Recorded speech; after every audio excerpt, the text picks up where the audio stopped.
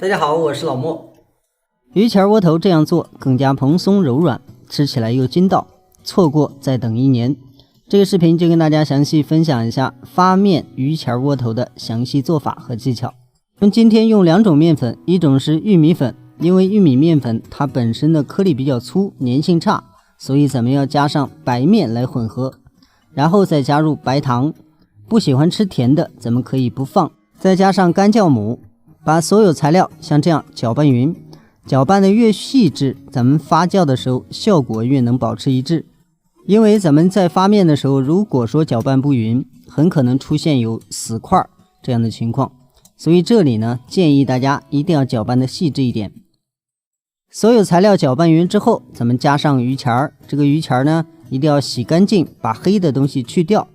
然後在攪拌的時候不需要快，但是一定要所有的面粉全部粘在上面，差不多就像咱們畫面中這樣，能夠完全貼住。這時候咱们就加水和面。加水的時候要注意水量不能大，因為做窩頭如果水量太大，面太軟，咱們做好之後它容易趴下去，就這個窩呢會完全沒有，就整個像一個餅一樣。所以咱們在加水的時候，這個水量呢一定要靈活運用，千萬不要太稀，這一點要特別注意。當然面也不能和得太硬，和得太硬咱們蒸出來之後呢，它容易裂口，就是好像是乾裂那種情況。所以這個水量呢一定要控制的比較好，咱們做出來的樣子才會比較好看。面和好之後，就像咱們畫面中這樣，咱們直接包起來发面。发面的環境溫度呢控制在35度就可以了，大概發酵40分鐘。發酵好之後，就像咱們畫面中這樣，它長的體積呢變大了，然後咱們再來揉面。揉面的時候一定要撒乾粉，因為咱們揉面呢它總會有一點黏，稍微撒一點乾粉，咱們揉制更加順利。咱們把面揉好之後，搓成這樣的條，直接就可以來下劑子。咱們不需要揉得特別精細，因為它裡面有菜，再精細呢也不會特別光滑。下好的劑子咱們放在手上，就這樣先搓一下，也可以放在案板上簡單的揉一下。只要表面坑洼的地方不多，咱們直接用大拇指給它戳出一個窩，像這樣旋轉。在捏的時候一定要注意厚度，不要太厚也不要偏薄，就像咱們畫面中這樣就 OK。全部揉好之後，咱們在2次发酵的時候一定要蓋鹽，因為很多朋友不注意這個細節，只要有一點地方露在外面，它就會風乾。風乾以後，它表面就有一層硬殼，咱們再來蒸呢，它這裡容易皮心分離，再一個它也容易出現起泡的問題。所以咱們在做发面的馒頭、包子這些面食的時候，一定要注意2次发酵，覆蓋的越嚴越好。